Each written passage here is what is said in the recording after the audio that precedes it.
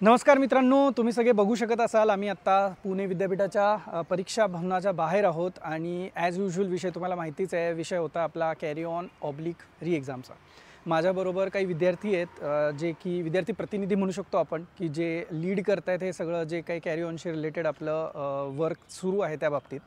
तर just follow up म्हणून आम्ही इथे आलो होतो. तर ऑलरेडी मागच्या व्हिडिओमध्ये आपल्याला सुमितनी काही गोष्टी सांगितल्या होत्या की आपल्याला काही दिवस इथे वेट करायला लागणार आहे, कारण सगळी प्रोसेस व्हायला, डॉक्युमेंटेशन व्हायला वेळ लागतो आहे. तर त्या संदर्भात आम्ही आज देसाई सरांना भेटलो आणि देसाई सरांनी सांगितलं की जितके सारे डीन आहेत, मग ते BOD असो, BOE असेल, तर हे सगळे जे डीन आहेत ते ऑलरेडी VC सरांना भेटलेले आहेत आणि त्यांच्याकडून VC सरांकडून आणि त्या जेवढे डीन आहेत त्या सगळ्यांकडून पॉझिटिव्ह रिस्पॉन्स आहे.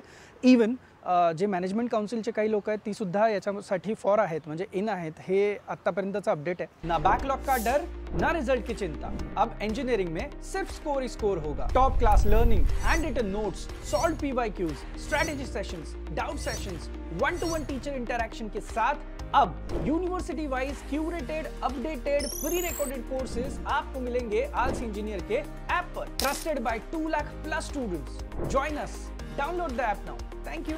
राहिला विषय डेडलाईनचा, तर ऑलरेडी आपण डिस्कस पण केलं होतं. आज आय गेस मंडे आहे. आपण त्यांना 5 ते 7 दिवसाचा वेळ देणार असं आपलं ठरलं होतं शुक्रवार शनिवारच्या जेव्हा आपलं डिस्कशन झालं होतं तेव्हा.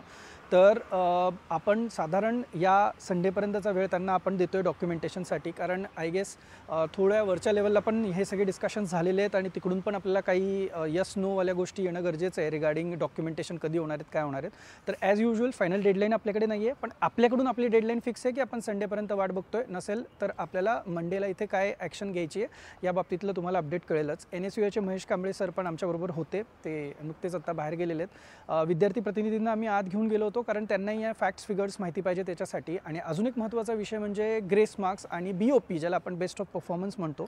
तर माझ्याकडे तुम्ही फाईल बघू शकताय. बराच पसारा होता, मुलांचे रिझल्ट्स होते, काही लोकांचे पासचे फेल, फेलचे पास, जो काही गोंधळ झाला होता, हा सगळा गोंधळ घेऊन आम्ही सरांकडे गेलो होतो. काही गोष्टी क्लिअर झालेल्या आहेत, पण काय होतं आहे, ग्रेस मार्क्सची कॉन्सेप्ट कॉलेजला नीट माहिती नाही आहे, मुलांना नीट माहिती नाही आहे आणि काय होतं, विद्यापीठ ऑथॉरिटी पण इकडून तिकडे सगळ्यांना पळवत आहेत.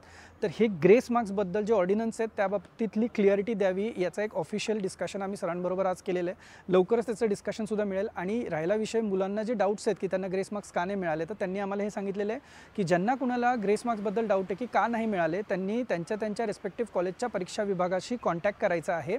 त्यांच्या विद्यापीठाकडून एक लेटर जे आहे ते ऑलरेडी जे काही इंडिव्हिज्युअल कॉलेजचे परीक्षा विभाग आहेत त्यांना जाणार आहे की जे काही असतील क्वेरीज ग्रेस मार्क्सच्या, त्या कॉलेजनी त्यांच्या लेवलवरती सॉल्व्ह करायच्या आहेत. आणि जर काही एक्स्ट्रीम केस असेल तर विद्यापीठातून त्या क्वेरीज तुमच्या सॉल्व्ह केल्या जातील. तर इतकं अपडेट आत्तापर्यंत आपल्याकडे आहे. याच्या पुढचं जे पण अपडेट असेल, मला जसं कळेल तसं मी तुमच्यापर्यंत पोहोचवण्याचं नक्की काम करेन. आणि हो, जर अभ्यासाला लागा, कारण आता ना कधी तुमच्या एक्झाम अनाऊन्स होतील आणि कधी तुम्हाला तयारीला परत मी कधी बसू वगैरे प्रश्न पडतील, तर लवकरात लवकर अभ्यास. चला भेटूया. थँक्यू.